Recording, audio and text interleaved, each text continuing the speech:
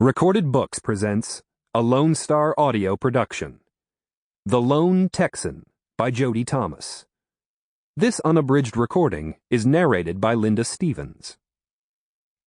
This book is copyrighted 2009 by Jodi Thomas. This recording is copyrighted 2011 by Recorded Books, producer and publisher of Lone Star Audio, celebrating the work of great writers from Texas. And now, The Lone Texan.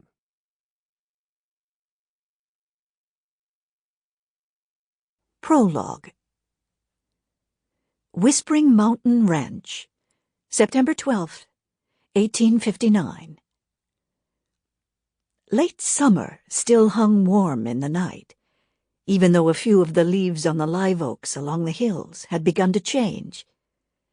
Drummond Roque walked silently down the hallway of the McMurray ranch house toward the main study, where all records and correspondence were stored.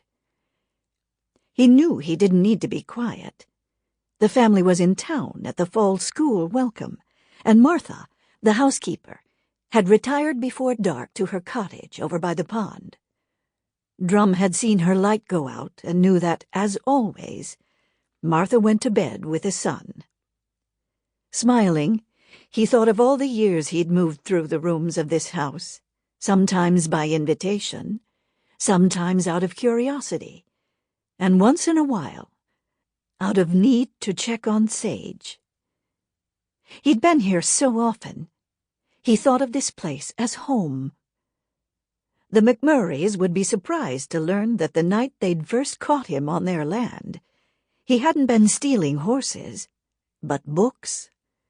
Books he couldn't read. Tegan, the head of the clan, would never have caught him if Drum hadn't been afraid the books he carried would be ruined if he jumped into the water.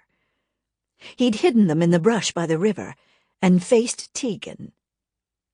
Even as a boy, Drum had loved the McMurray horses, craved their books, and longed for their sister.